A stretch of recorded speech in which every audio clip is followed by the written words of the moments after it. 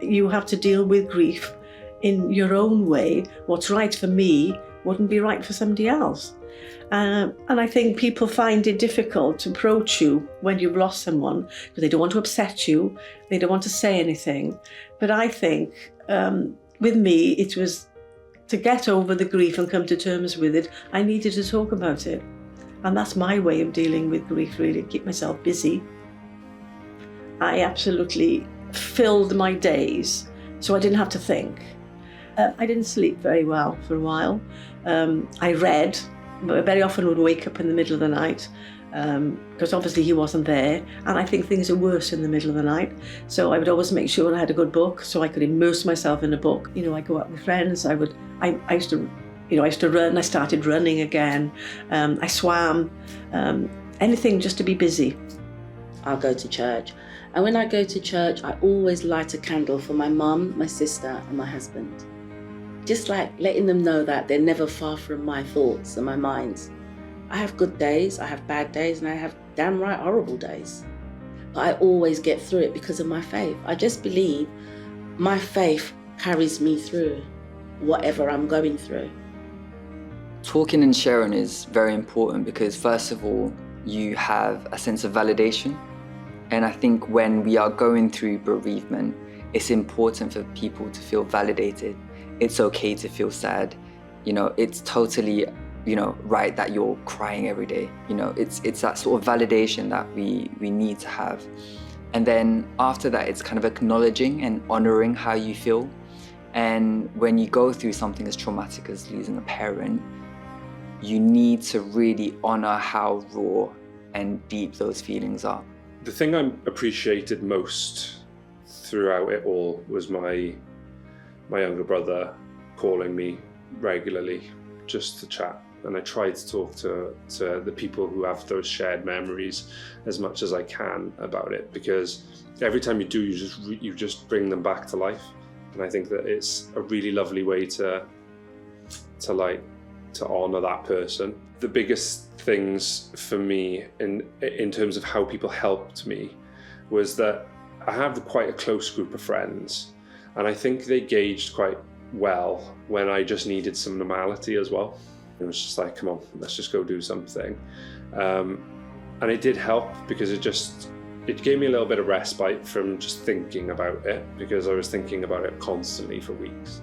It was like I'd sort of got myself out of the funk, and I'd just been able to get my brain working in a way again where I could actually speak to people about how I was feeling. And I took that opportunity a couple of times, and I'm glad that I did, because it sort of led me down the path of getting help and all of those things. One thing that I would suggest is people to journal.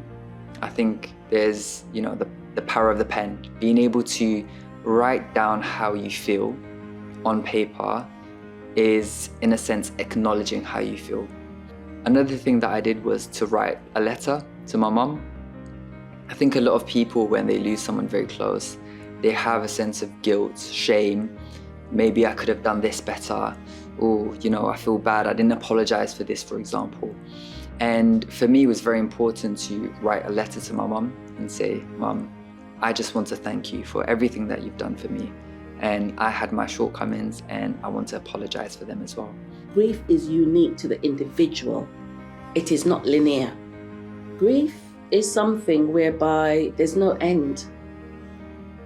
There's a beginning, but there's no end. My mother died 22 years ago, and I'm still feeling that. Part of grief is being honest with yourself, and that's the hardest part. Because you can't lie to yourself, you can lie to everybody else. Because there's no end to it. You just learn to cope with it. And part of coping with it is accepting it. And then you can start to work on yourself. Mary Curie was able to provide me with a volunteer who was amazing, and we spent 45 minutes a week talking about, again, how do you feel today? What's on your mind? Why is it that you feel that way? And it really allowed me to understand the importance of just sitting still and allowing your feelings to feel and to pass through. I didn't know much about Marie Curie. It was only because it was referred to me by the palliative nurse. Do you know what? They listened. They listened to me. They were totally non-judgmental. They listened to my story.